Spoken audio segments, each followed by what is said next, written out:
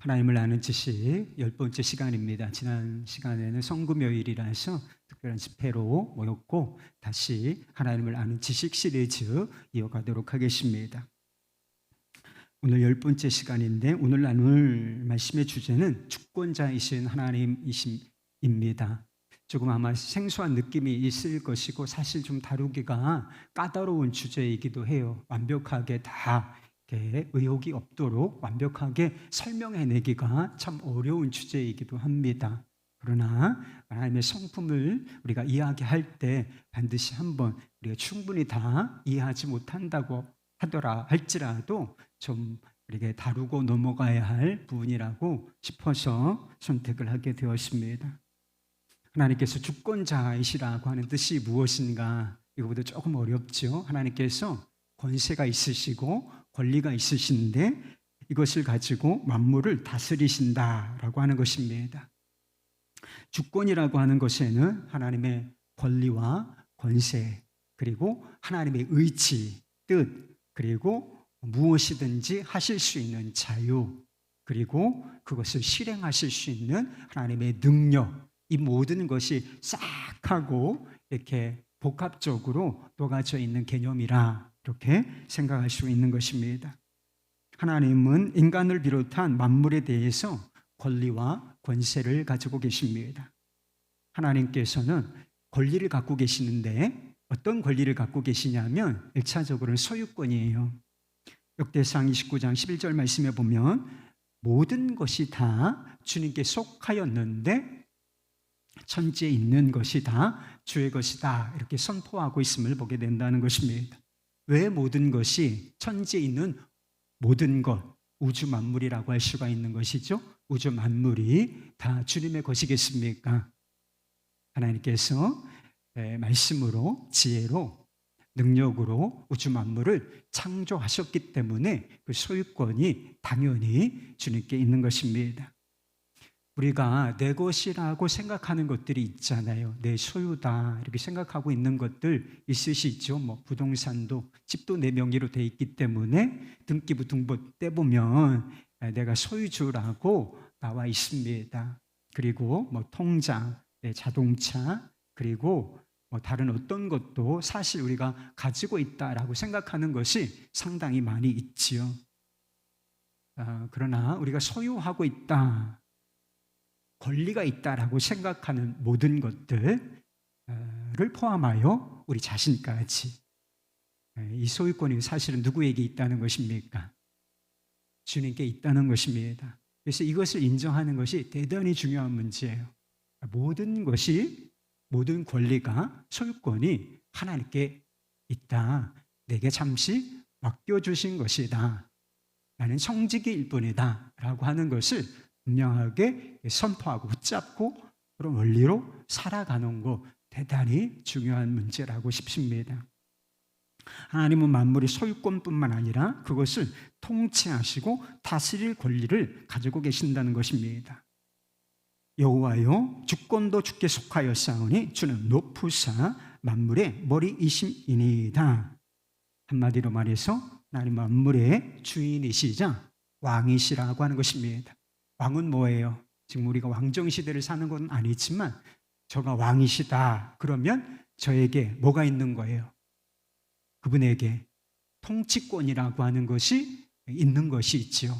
이 통치권을 행사할 수 있는 권세가 그에게 있다라고 하는 것입니다. 하나님께서 만물을 지배하시며 다스릴 권리를 가지고 계시다라고 하는 뜻이 되는 것입니다. 하나님의 주권이라고 하는 것은 하나님의 능력에도 관련이 있는 것입니다. 만물을 다스릴 권세가 있다 할지라도 그 권세를 행사할 수 있는 능력이 없다면 그 권세는 아마 무용지물이 되기 십상일 것입니다. 그러나 역대상 29장 12절 말씀에 보면 하나님은 그 손에 권세를 행사할 능력이 있으시고 그것으로 만물을 주재하신다. 주권적으로 지배하시고 다스리신다. 이렇게 말씀하고 있는 것을 보게 됩니다. 사도 바울의 신학적인 표현으로 하면 하나님은 모든 일을 능력을 가지시고 그의 뜻대로 결정하시는 분이시다. 하나님이 마음을 먹으시잖아요. 그러면 모든 것을 자신이 원하는 대로 성취내신다. 통치하시고 다스리시는 분이시다. 이렇게 말씀하고 있는 것입니다. 지난주에 하나님은 전능하신 분이시라고 말씀을, 지난주가 아니고 지난 시간에 2주 전에 하나님의 전능하심에 대해서 다룰 때 우리가 믿는 하나님은 전능하신 하나님이신데 왜 우리의 삶에는 하나님의 능력이 우리가 원하는 대로 딱 그러면 얼마나 시원해요. 봐라, 하나님이 날 사랑하시지 않냐? 세상 사람들에게 말하기도 좋고 얼마나 좋아요. 그런데 하나님의 능력이 나타나는데 좀 우리가 원하는 대로 나타나지가 않는다. 지금도 기적은 일어나요. 그렇지만 우리가 원하는 대로, 우리가 원하는 때에, 우리가 원하는 방식으로는 잘 나타나지를 않는 이유가 무엇이냐? 하나님의 능력이라고 하는 것은 우리의 뜻대로 나타나는 것이 아니라, 사용되어지는 것이 아니라 하나님 그 능력을 소유하시고 만물의 주권자이신 하나님 자신의 원하는 대로 나타나는 것이기 때문에 이게 안 맞는 거예요. 하나님의 뜻이 우리의 생각하고 차원이 완전히 다르기 때문에 우리가 원하는 대로 잘 나타나지 않는 것처럼 보이지만, 우리가 하나님을 신뢰하고 그분의 뜻을 우선시하면 반드시 하나님의 능력은 우리 가운데 임하게 된다라고 말씀을 드렸습니다. 하나님은 만물의 주권자이십니다. 하나님의 주권 밖에서 일어나는 일은 단 한 가지도 없다. 하나님이 모르시는 일도 없고 하나님과 관련이 없이 일어나는 일도 세상에는 존재하지 않는다. 이것이 하나님께서 주권자이시다, 주제이시다라고 하는 뜻의 의미인 것입니다. 모든 것은 하나님의 의지와 뜻대로 됩니다. 모든 일은 하나님께서 적극적으로 그것을 계획하시고 의도하셨거나 최소한 하나님께서 그 일이 일어나도록 허용하셨기 때문이라고 하는 것입니다. 그러니까 하나님과 관련되지 않은 일들은 세상에 존재하지 않는다라고 말할 수가 있는 것이지요. 시편 115편 3절 말씀이에요. 오직 우리 하나님은 하늘에 계셔서 원하시는 모든 일을 행하셨나니. 이건 좀 적극적인 것이라고 표현할 수가 있죠. 자신이 원하시는 모든 것을 뜻대로 행하신다라고 하는 것입니다. 그러니까 이 우주 만물이 왜 이렇게 생겼냐? 하나님께서 계획을 가지고 이렇게 만드시려고 하셨기 때문에 우주 만물이 이와 같이 보이는 것이다 라고 하는 것입니다. 조금 소극적인 측면이 있어요. 마태복음 10장 29절 말씀인데, 참새 2마리가 한 아사리온에 팔리지 않느냐? 그러나 너희 아버지께서 허락하지 아니하시면 그 하나도 땅에 떨어지지 아니하리라. 그렇게 말씀하셨단 말이에요. 참새 한 마리가 떨어지는 거 이런 관심이 있어요? 개미 한 마리가 지나가다가 하고 이렇게 수명이 다해서 죽는 거 여러분 관심이 있습니까? 여러분 별로 관심이 없죠. 우리가 보기에 좀 사소하다라고 생각할 수 있는 이 문제도 하나님의 허락하심이 없이는, 그러니까 하나님의 뜻과 관련되지 않고는 결코 일어나지 않는다라고 말씀하고 있는 것입니다. 비가 오고 눈이 내리고 바람이 불고, 우리가 자연현상이라고 부르는 것들도 만물의 주제이신 하나님의 다스림 속에서 일어나는 일인 것입니다. 이런 일이 하나님께 속하였다면 우리 인간에 관한 일, 우리 삶에서 일어나는, 또 우리 삶의 주변에서 인간의 역사 속에서 일어나는 일은 더 말할 것도 없는 것 아니겠습니까? 모든 것이 적극적으로는 하나님의 계획에 의해서, 아주 소극적으로는 하나님의 허락하심 안에서 모든 일이 되어지는 것이다. 이것이 하나님의 주권이라고 하는 의미인 것입니다. 사람이 태어나고 죽는 일뿐만 아니라 여기 보면 사람이 힘을 갖고 강해지는 거, 역대상 말씀에 보면 그런 표현이 나와요. 어떤 사람이 성공합니다. 어떤 사람이 부를 얻어요. 강해지고 또는 약해지고, 이런 일들이 누구에게 속하였다라고 말씀하고 있는 것인가요? 우리 하나님께 속하였다. 삶의 주권이 누구에 있어요, 여러분? 여러분, 마음 오래 살고 싶으면 오래 살 수 있을 것 같아요? 그렇지가 않다고요. 주님께서 결정하시는 것입니다. 다 살고 죽는 것이 하나님의 손에 달려있다. 생사를 주님께 맡기고 사는 것이 옳은 것이지요. 뿐만 아니라 좀 더 큰 공동체, 나라와 이 나라의 흥망성쇠, 이것도 하나님의 손에 달려있다. 하나님께서 역사를 주관하시는 분이신데, 역사를 주관하시는 하나님의 손에 의해서 왕도 결정이 된다는 거예요. 그리고 나라의 흥망성쇠가 결정이 된다. 바벨론이 왜 망했어요? 로마 제국, 그 강성한 제국이 왜 망했습니까? 하나님께서 심판하셨기 때문에 망하였다. 성경은 그렇게 기록하고 있다라고 하는 것입니다. 왜 우리의 인생이 우리의 뜻대로 되지 않는지 여러분 아십니까? 우리의 욕심 때문이기도 해요.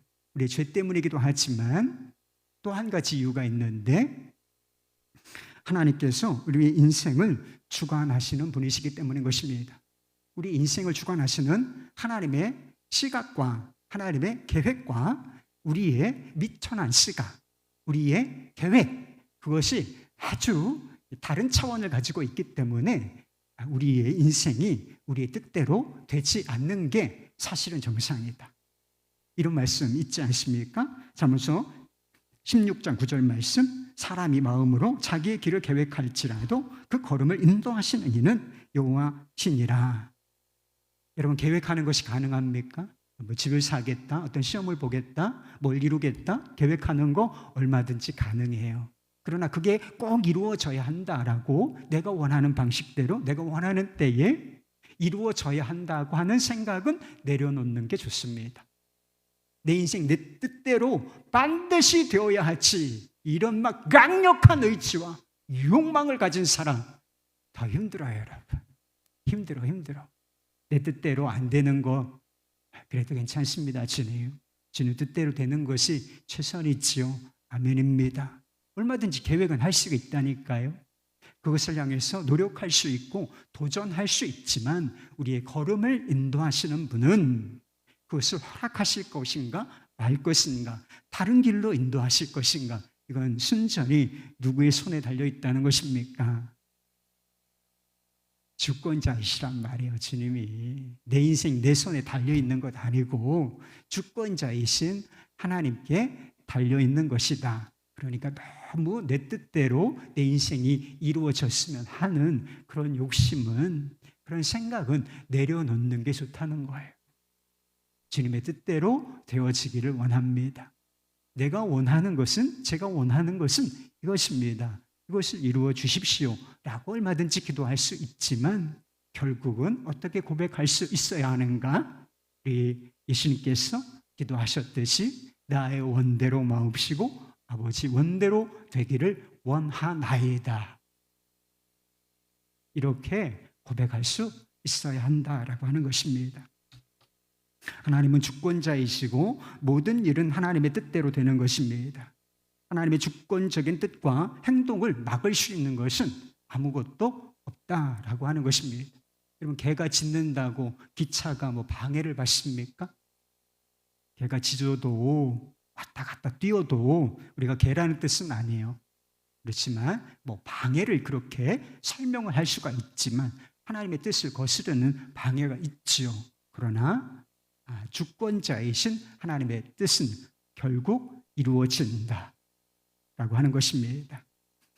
이것이 사실이라면 질문이 생길 수가 있어. 그래서 질문을 하는 게 좋습니다. 신앙생활을 할 때는 좀 질문을 하고 이해가 안 되는 것을 좀 고민하고 기도하고 하나님께 묻고 또 다른 사람에게 도움을 받고 이러는 것이 유익하다고 싶어요. 질문이 생길 수가 있는데 제가 뽑은 질문은 3가지예요. 첫 번째는 악과 죄의 문제입니다. 하나님께서 우주와 인간의 역사 속에서 벌어지는 모든 일을 주관하십니다. 그렇다면 매일 이 지구상에서 벌어지는, 우리 삶 주변에서 벌어지는 이 악한 일들, 죄된 행동들, 이런 일들은 어떻게 설명할 것인가? 이런 일들도 하나님의 뜻 가운데 벌어지는 일이란 말인 것인가? 만약에 그렇다면 하나님께서는 선한 분이 아니시고 뿐만 아니라 악하고 죄된 모든 일의 책임자가 되시는 것이 아닌가? 이런 질문이 있을 수가 있다는 걸. 이거 모든 일이 하나님의 뜻 가운데 벌어지고 하나님 모든 것을 통치하시고 주도하시는 분이신데 악한 일 봐라. 이렇게 세상이 악하고 죄된 일들이 이렇게 많은데 이게 다 하나님과 관련된 거 아니냐? 그렇다면 하나님 이거 다 책임지셔야 되는 거 아니야? 하나님 선한 분 아니시지? 이렇게 따져 물을 수가 있다라고 하는 것입니다. 이해가 안 될 수도 있어요. 분명히 해야 될 것이 있는데 우리 하나님은 거룩하시고 선하신 분이시기 때문에 이런 죄된 일, 악한 상황들, 악한 일들 이것과 관련이 없으시다, 책임이 없으시다라고 하는 것입니다. 이런 일들이 가능하게 된 이유가 있는데 그것은 하나님께서 우리 인간에게 자유의지라고 하는 것을 주셨기 때문이라고 하는 것입니다. 자유라고 하는 것은 그 뒤에 수반되는 것이 있는데 이것을 우리가 간과하면 안 되는 것입니다. 자유에는 뭐가 따른다? 책임이 따르는 것입니다. 인간에게 선택의 자유를 주시고 그에 따르는 책임을 지게 하시는 것, 이런 방식으로 하나님은 주권을 행사하신다. 하나님은 통치권을 행사하신다. 그렇게 말씀할 수 있다는 것입니다. 아담과 하와가 하나님께서 금지하신 열매, 선악을 알게 하는 나무의 열매를 먹지 않았습니까? 그들은 불순종을 선택했고 하나님께서는 그들의 행동을 막지 않으셨다. 하나님께서는 하나님께서 만약에 그들에게 선택의 자유를 주시지 않았거나 그들이 선악을 알게 하는 나무의 열매를 따먹으려고 할 때 안 돼! 손을 꺾어버려. 손을 꽉 꺾어버리시고 마비를 시키셨다면 어땠을까? 아예 그냥 죄된 행동을 하지 못하도록 막으실 수는 없었을까? 그랬다면 범죄는 일어나지 않았을 것이고 그 이후로 인간들이 죄 아래 살며 고통을 당하는 일도 없지 않았을까 싶습니다. 그렇다고 해서 하나님께서 이 일을 막지 않으셨죠. 선택의 자유를 주시고 그것을 악용할 때에 하나님께서 그것을 막지 않으셨다. 그렇다고 해서 이 죄된 행동, 불순종의 책임이 하나님께 있는 것입니까? 아니에요. 불순종의 책임은 전적으로 이것을 행한 스스로의 의치를 가지고 이런 행동을 선택한 아담과 하와에게 있는 것입니다. 어떤 사람이 라비 제커라이어스에게 그런 질문을 했대요. 하나님께서 정말 살아계시고 정말 살아계시냐? 그렇고 하나님께서 사랑과 그리고 공의의 하나님이시라면 하나님께서 어떤 사람이 권총을 가지고 미국에서는 막 권총을 막 쏴대는 일이 있잖아요. 마음에 안 들면 이 사람들은 막 총을 쏴버려. 빡! 그것 때문에 죽어나가는 사람들이 얼마나 많아요. 1년에도 보도가 잘 안 돼서 그렇지 총기 난사로 학교 같은 데에서 죽어나가는 사람들이 상당수가 있어요. 그래서 이게 고민이 되고 그것을 어떻게 막아보고 싶은데 이게 너무 오래된 문제고 이권에 관련된 문제이기 때문에 총기 금지를 못 시키고 있는 거예요. 오바마 행정부가 이걸 금지시켜 보겠다고 하려고 했어. 근데 결국은 못했습니다. 아마 앞으로도 하기가 좀 쉽지 않은 일이지 않을까 싶습니다. 근데 어떤 사람이 악한 의도를 가지고 좀 미웠어. 그래서 미운 그 사람을 향하여 또는 불특정 다수를 향하여 방아쇠를 당길 때 하나님은 사랑이시고 하나님은 공의로우신 분이시라면 왜 이거 안 막아주시냐? 왜 이런 정말 끔찍하고 고통스러운 일, 불의한 일들이 일어나도록 하나님은 내버려 두시냐? 하나님 사랑의 하나님 맞느냐? 공의의 하나님 맞습니까? 하나님 정말 살아계신 것 맞기는 합니까? 이런 질문을 했을 때 라비 제커라이아스가 이렇게 대답을 했다는 것입니다. 하나님이 우리에게 주신 최고의 은혜는 사랑입니다. 우리가 이 소중한 사랑을 나누며 살려면 반드시 필요한 것이 자유로운 선택입니다. 여러분이 이미 어떤 행동을 하도록 결정되어 있는 기계 같은 존재라면 절대로 사랑할 수 없습니다. 우리의 사랑이 소중하려면 사랑을 선택할 수 있는 자유가 있어야 합니다. 그래서 하나님은 우리에게 자유의지를 주셨고 우리의 자유로운 선택을 훼손하지 않으시는 것입니다. 만약 최고의 선인 사랑과 또한 사랑을 선택할 수 있는 자유가 보장되려면 어쩔 수 없이 뜻하지 않는 사건들이 일어날 때 하나님께서 지켜보실 수밖에 없는 것입니다. 우리가 따르거나 거부할 권한이 보장됨으로써 비로소 궁극의 윤리인 사랑이 가능하게 되니까요. 우리는 미래를 예측하기 어렵습니다. 그러나 조금만 참고 기다려보세요. 하나님의 얼굴을 마주 뵐 때까지 말입니다. 그러면 그분이 악한 일을 막지 않으신 이유를 알게 될 것입니다. 이렇게 얘기했대요. 하나님께서 이런 방식으로 인간의 죄된 행동, 잘못된 행동을 막지 않으시는 것보다 조금 더 복잡한 문제가 있어요. 이건 정말 어려워. 하나님께서 자신의 선하신 뜻을 이루는데 인간의 죄가 개입되도록 허용하신다는 거예요. 어떻게 보면 인간의 죄를 활용하시는 것처럼 보이는 그런 사건들이 얼마든지 있을 수 있다는 것입니다. 대표적인 것이 예수님의 십자가를 통한 구원, 이것이 그런 것입니다. 예수님께서 이 땅에 오셔서 고난받으시고 십자가에 달려 죽으시는 것이 하나님의 계획 속에 있는 것이었어요. 이건 예수님께서 이 땅에 태어나시기도 전에 말하자면 이 세상이 지음을 받기도 전에 십자가는 미리 예정되어 있는 것이었습니다. 그 일은 반드시 어떤 방해가 있다 할지라도 반드시 이루어지고야말 그런 일이었다는 것입니다. 그런 이런 일이 이루어질 때 무엇이 개입되는가를 한번 보세요.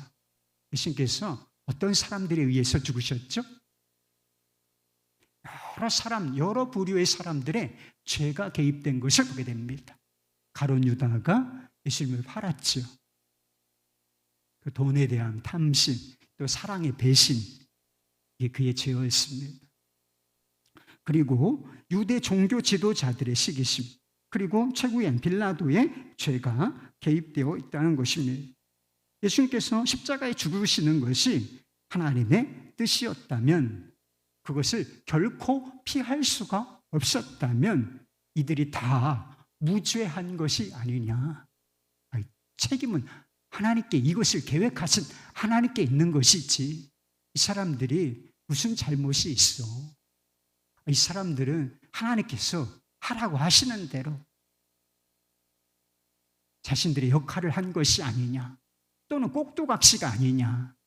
그래서 이 사람들 책망하기는커녕 벌을 주시기는커녕 이 사람들 상을 줘야 하는 거 아니냐. 극단적으로는 이렇게 주장하는 사람들이 있는 것도 사실이에요. 그럼 어떻습니까? 그렇지가 않다는 것입니다. 이들은 다 자기의 의지대로 자신들의 일을 행한 거예요. 악한 일을 행한 것입니다. 돈에 대한 탐욕 때문에, 그리고 사랑의 배신, 이 악한 일이지. 스스로 선택한 것입니다. 가룟 유다가. 그리고 유대 지도자들, 예수님에게 이렇게 권위가 넘어가는 것, 자신들의 권위가 바닥에 떨어지는 것, 이거 용납할 수 없어서 시기심에 의해서 예수님을 잡아 죽이기로 스스로 결정한 것이죠. 빌라도는 왜 그랬습니까? 아무 책임 없나요? 그 사람은 자기 안위, 정치적인 안위를 지켜내기 위해서 무죄하다는 것을 알았지만 예수님을 사형 판결에 넘겨준 거 누가 한 일이에요? 다 스스로 자기가 선택하여 이런 일들을 행한 것이다 라고 하는 것입니다. 그래서 그에 합당한 책임을 그들 스스로 져야만 한다는 것입니다. 다만 우리는 하나님의 뜻과 인간의 악한 선택이 어떻게 딱 하고 맞아떨어져서 이런 일이 십자가가 가능하게 되었는가, 선후관계, 이것이 어떻게 맞물려 있는가, 이것을 정확하게 설명해 내기는 지금으로서는 어렵다는 거예요. 그렇지만 하나님의 뜻은 세워져 있었고 또 이들은 스스로 자기의 일을 스스로 선택하였기 때문에 이 책임은 하나님께 있는 게 아니고 스스로에게 책임이 있는 것입니다. 그렇지만 모든 것을 하나님께서 주도적으로 이끄셔서 십자가라고 하는 구원을 이루실 수가 있었다라고 하는 것입니다. 하나님의 주권과 관련하여 분명한 것은 악은 인간의 선택에 의해서 가능하지만 이 악과 죄가 그렇다고 해서 하나님의 통제권을 벗어난 것도 아니라는 것입니다.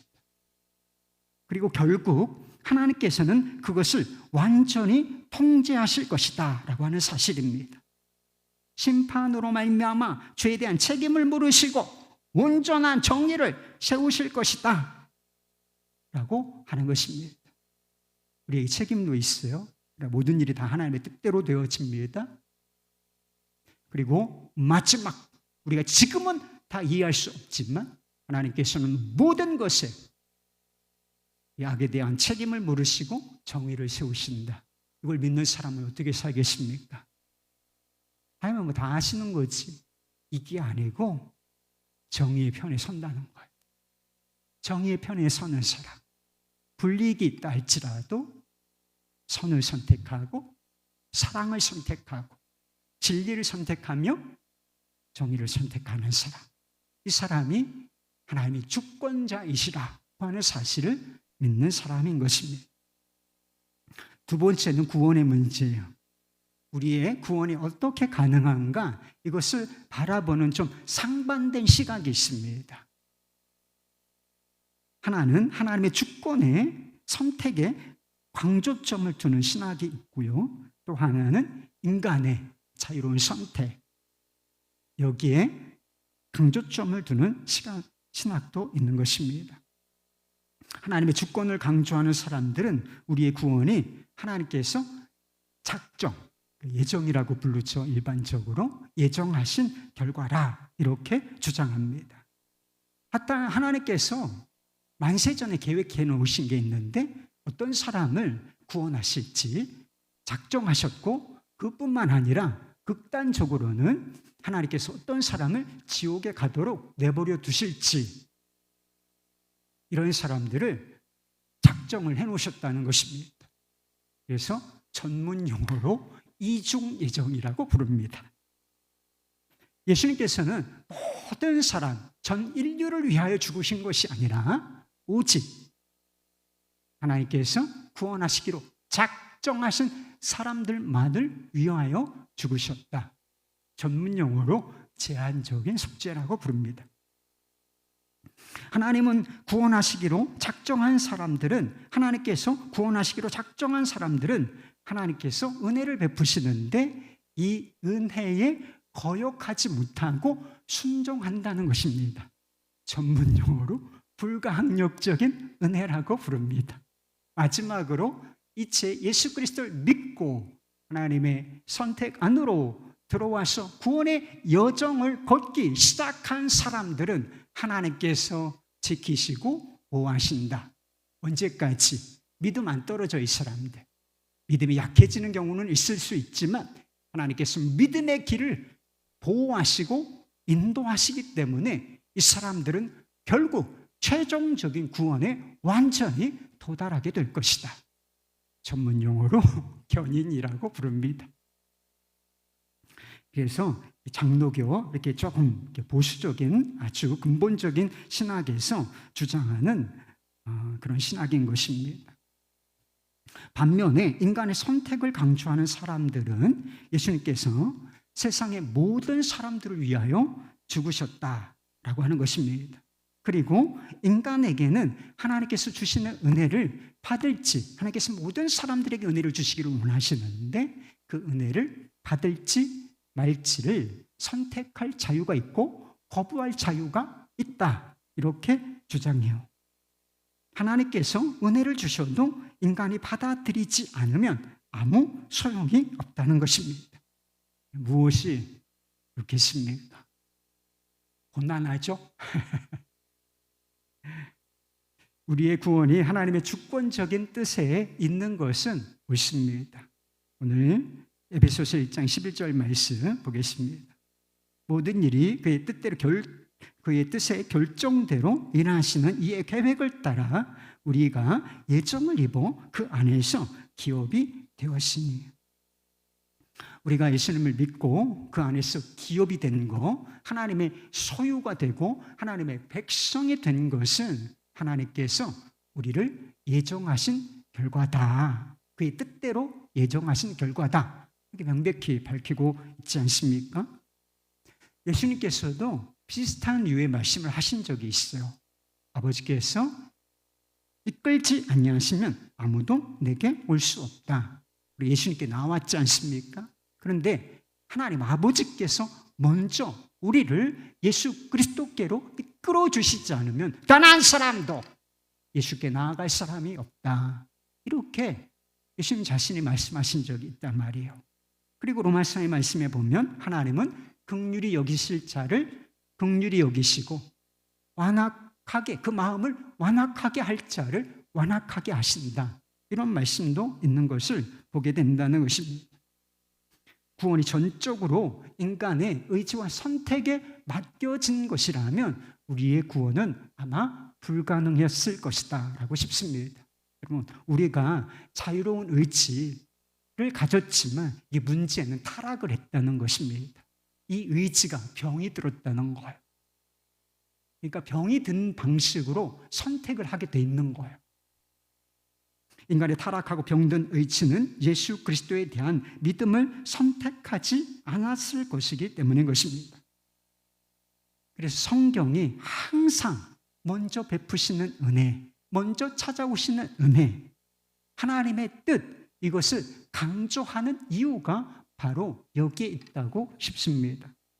그러나 우리가 동시에 잊지 말아야 할 사실은 무엇이냐? 구원에 관한 문제에 관해서도 성경은 하나님께서는 인간의 선택과 반응을 대단히 중요하게 여긴다라고 하는 사실인 것입니다. 주권자이신 하나님께서 구원을 완성하시고 예수 그리스도의 십자가와 부활로 구원을 완성하시고 그 선물을 주시는데 뭐라고 말씀하시느냐? 내가 다 할게. 이렇게만 다 이루셨죠. 그러나 모든 일을 이루어 놓으시고 우리의 선택을 말씀하신다는 것. 뭐라고 말씀하시느냐? 믿으라고 말씀하신다는 것입니다. 우리에게 요구되는 것은 내가 예정을 입었을까?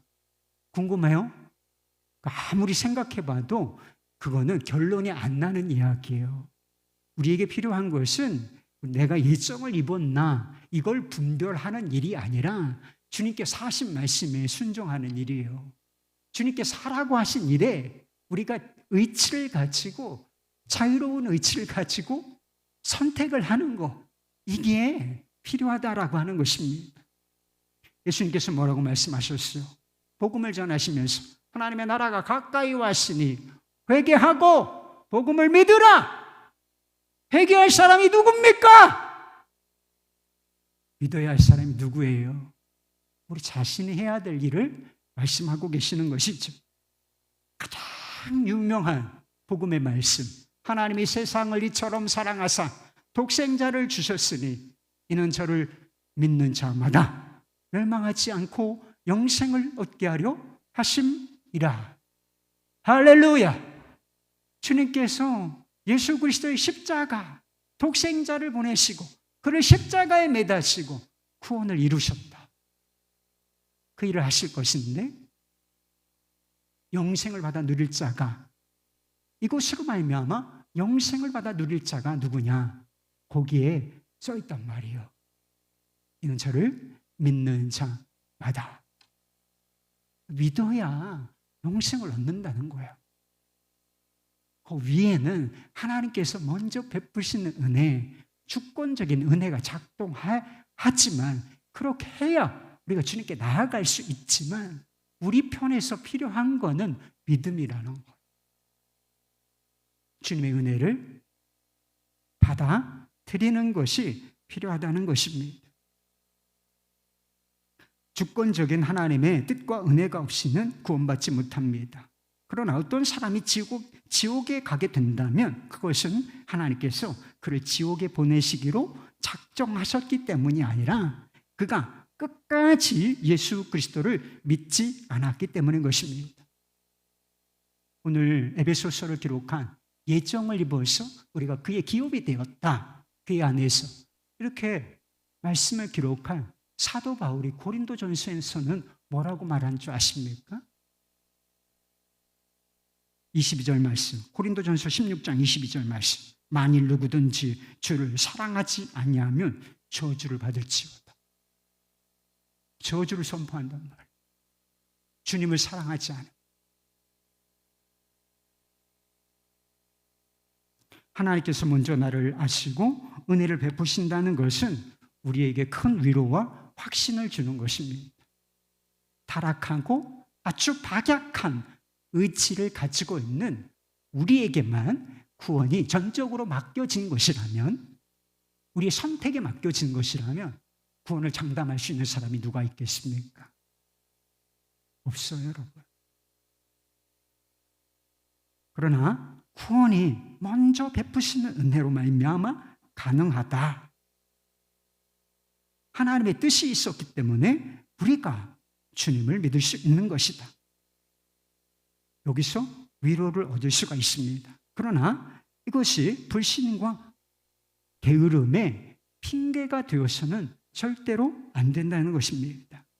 옛날에 장로교에서 신앙생활을 하는 사람은 그런 이야기가 공공연하게 있었어요. 택한 자가 어디 가겠냐고. 택한 자가 어디 가겠냐고. 이게 하나님의 이름을 높이는 것입니까?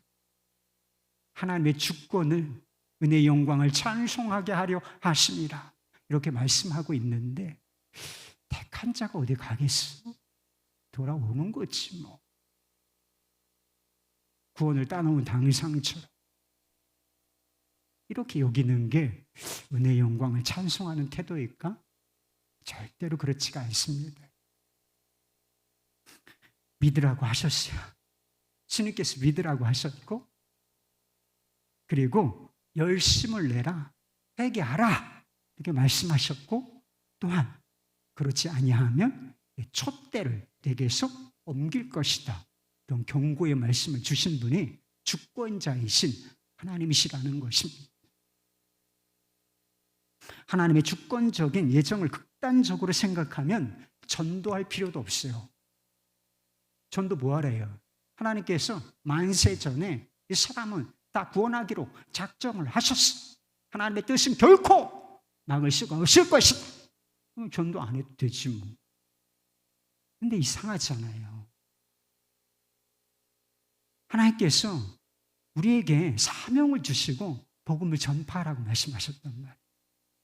복음을 전파하는 자의 발걸음이 아름답다 이렇게 말씀하시고, 그리고 하나님께서 전도에 미련한 것을 통하여 믿는 자들을 구원하기를 기뻐하셨다라고 말씀하셨다는 것입니다.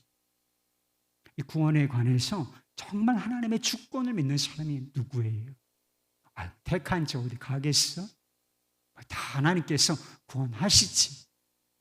진짜 게을러 터진 사람들이고 하나님의 주권을 오해해도 이렇게 오해할 수는 없는 것이지. 하나님의 주권을 믿는다는 것은 하나님의 은혜가 아니면 제가 구원을 받을 수가 없습니다.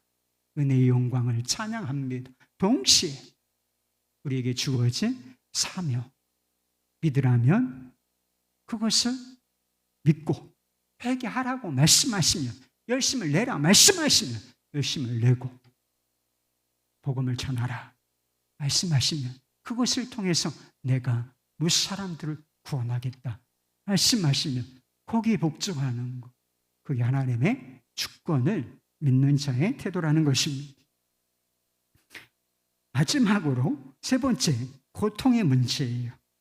하나님은 역사 속에서 그리고 우리의 삶 속에서 일어나는 모든 일들을 주관하시는 분이십니다. 그렇다면 우리가 삶 속에서 경험하는 불행한 일들, 고통스러운 일 가운데에서도 하나님의 뜻이 작동하고 있다, 이런 뜻이 되는 거 아니겠습니까? 이해하기 쉽지 않지만 고통스러운 일들도 하나님의 뜻과 관련이 있어요. 근본적으로 세상에 고통스러운 일들이 일어나는 것은 인간이 타락하였고 인간이 죄 가운데 있기 때문에 그런 것입니다. 고통과 불행의 출처, 뿌리는 죄고 그 위로 올라가면 마귀의 역사가 있는 것입니다. 사단의 지배가 있는 것입니다. 그러나 그마저도 하나님께서 허락하시기 때문에 일어난다. 이것은 부인할 수 없는 사실이라고 하는 것입니다. 욥이 이해할 수 없는 고통을 당해요. 욥은 경건한 사람이었고 딱히 징계를 받거나 하나님의 심판을 받을 만한 그런 일을 행하지 않은 사람이었습니다.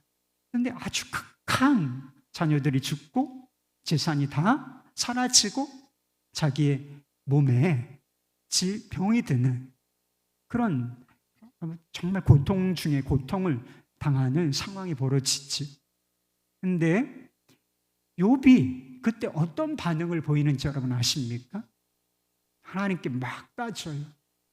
하나님께 막 불평과 원망을 쏟아넣습니다.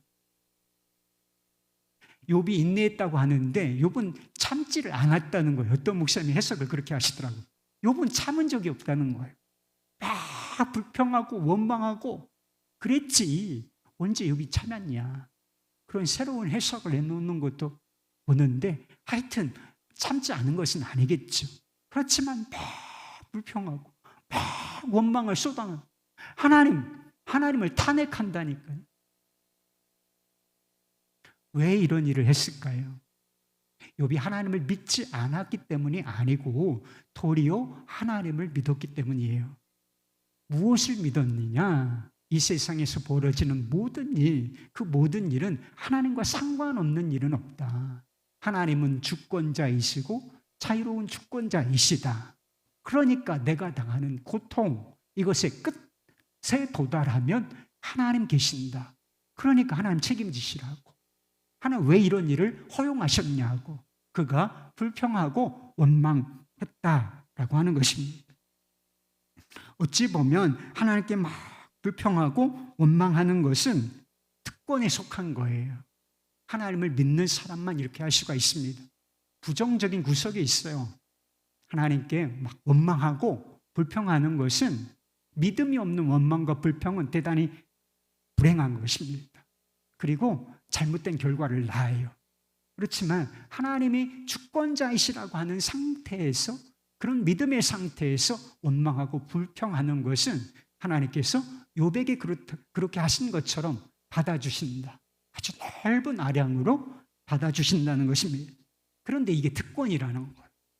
여러분, 원망과 불평이 특권이라는 사실을 생각해 보신 적이 있습니까? 정말 무신론이 사실이라고 한번 생각해 보세요. 신은 없다. 하나님은 존재하지 않으셔.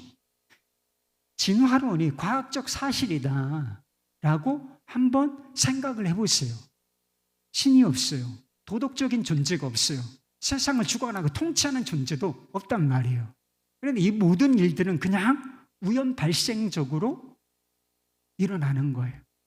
여러분, 우주에 목적이 있습니까? 자연세계에 목적이 있어요? 신을 부정하면 그런 건 아예 존재하지를 않아. 목적 같은 건 존재하지를 않아. 그냥 있는 거예요. 그냥 어떤 사건이 일어나지 않습니까? 바람이 왜 불어요? 그냥 부는 거예요. 그냥 부는 거지.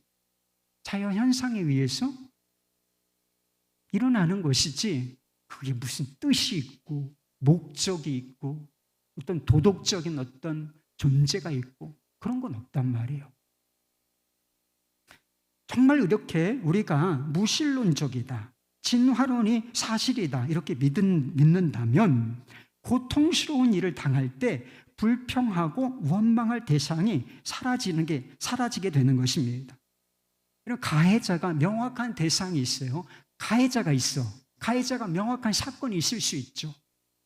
누가 나를 갑자기 폭력을 휘둘러서 어디를 상해를 입혔다든가, 그러면 그 사람을 대상으로 원망하고 책임을 묻고 손해배상을 요구할 수가 있죠. 그런데 우리가 세상에서 경험하는 일들이 가해자가 꼭 명확한 일들만 있나요? 그렇지가 않다는 말입니다. 여러분, 우리 몸에 생기는 질병은 어떻게 할 거예요? 암이 생깁니다. 그래서 그것이 극복하지 못해서 죽는 경우가 많죠. 자연재해는 어떻게 하죠? 원인을 특정할 수 없는 사고 같은 것은 어떻게 합니까? 질병이 생기면 나 자신을 원망해야 되나요? 내가 잘못된 건 뭐겠구나 이러면서 가족들을 원망할 것입니까? 당신 때문에 내가 이렇게 병들었잖아, 그럴 거예요? 산과 바다를 원망할 것입니까? 이 산과 바다야, 왜 그런 일을 행했니? 이 모든 것이 불평 하나 못하고 그냥 꼼짝없이 당해야 하는 일이라는 것입니다. 그냥 벌어질 수 있는 일이 벌어진 것을 보내니까. 그것에는 아무 목적도 뜻도 없이 일어날 수 있는 일이 그저 일어날 것뿐이니까 누구를 원망해요? 불평할 대상이 존재하지를 않는다. 근데 이상하죠. 사람들은 막 불평해요. 잘못된 일이 일어난 것처럼 원망한다는 것이죠. 왜 나냐고 이렇게 얘기한단 말입니다. 하나님이 만물의 주권자이시다는 믿음이 있는 사람만 고통스러운 일을 당할 때 하나님께 왜입니까? 라고 물을 수가 있어요. 그리고 왜 나에게 이런 고통을 허락하셨나요? 따질 수도 있는 것입니다. 그러나 하나님의 주권자라고 하는 사실을 믿는 사람은 원망과 불평을 넘어서 이것을 견딜 수가 있게 됩니다. 그리고 이 고통이 선한 열매를 가져올 것이다 라고 기대할 수가 있게 되는 거예요. 왜? 이것을 허용하신 하나님의 목적과 계획과 뜻이 있기 때문이죠. 스펄전 목사님이 마태복음 20장 15절 말씀, 내 것을 가지고 내 뜻대로 할 것이 아니냐, 내가 선함으로 내가 악하게 보느냐 라고 하는 말씀을 본문으로 설교를 하셨는데 이런 이야기를 했어요. 하나님의 주권보다 신자에게 더 큰 위로가 되는 속성은 없다. 신자는 가장 어려운 상황과 가장 혹독한 시련에 직면하더라도 주권자이신 하나님께서 그런 고난을 허락하셨고 또한 통제하시고 모든 일을 선히 이끌어 주실 것이라고 확신한다.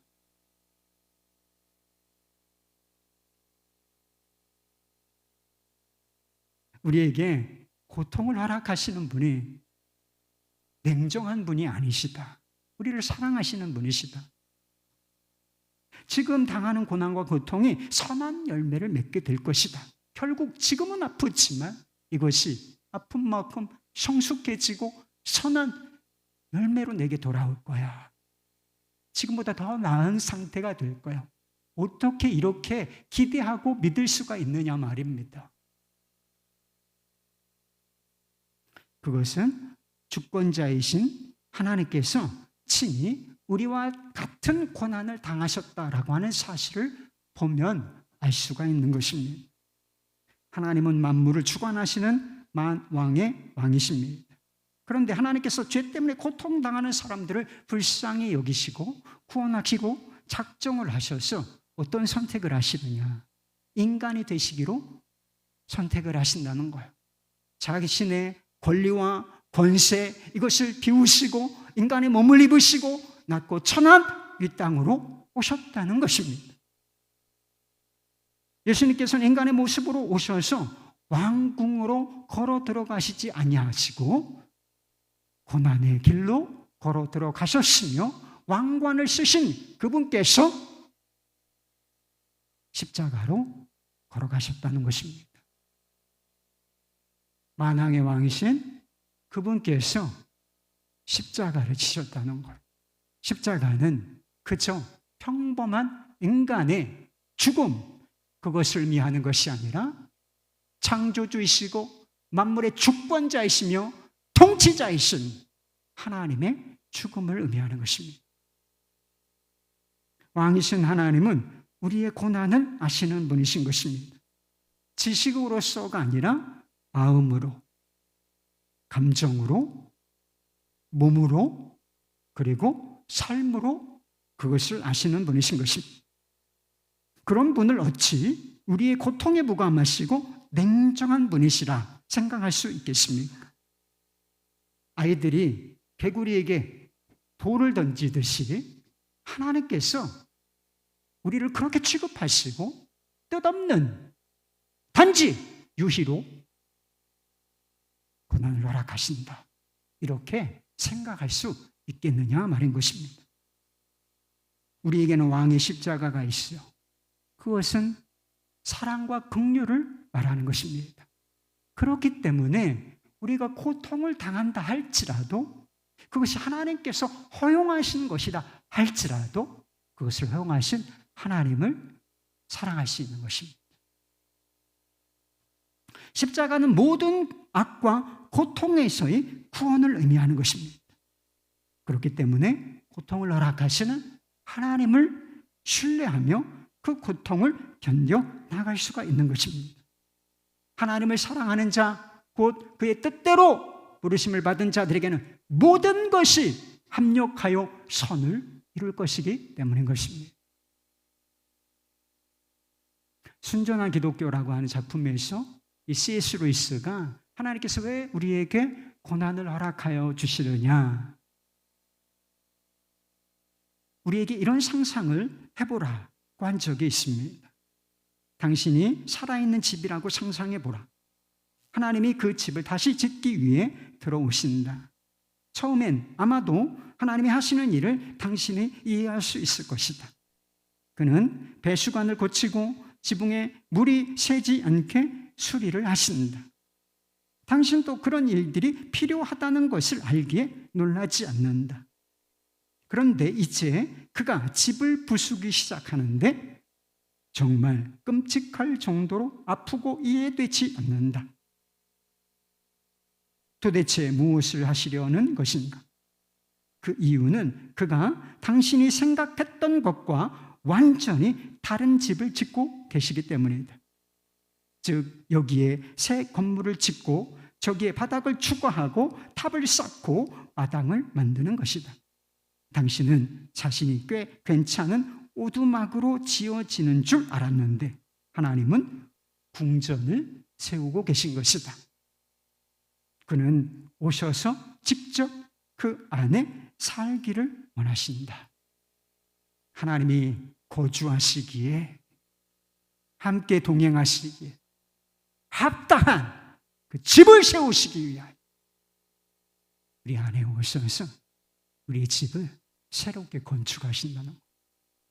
다 뜯어 고치시고 무너뜨리시고 다시 집을 세우는 과정이 우리에게는 이해도 안 되고 그것이 너무나 아프게 느껴질 때도 있는 것이 사실이지만 하나님은 그저 오두막을 짓는 것이 아니라 왕궁을 세우시고 계시는 것이다. 그렇기 때문에 우리가 다 이해할 수는 없다는 것입니다. 하나님은 만물의 주권자이십니다. 우리의 삶을 자신의 뜻대로 주도하시고 이끄시는 분이신 것입니다. 왕 되신 하나님을 찬양하시기 바랍니다. 왕 되신 하나님, 그분의 은혜의 영광을 찬송하며 사시기 바랍니다. 그리고 그분의 주권 앞에 엎드려 복종하시기를 바랍니다. 그분이 우리에게 자유를 주시고 선택하라 하신 것, 이것에 대해서 자원하는 마음으로 기쁘게 순종하실 수 있기를 바랍니다. 그리고 우리가 다 이해할 수 없는 고난이 온다 할지라도 우리의 삶을 왕궁으로 세우실 하나님을 신뢰하며 나아가실 수 있기를 바랍니다.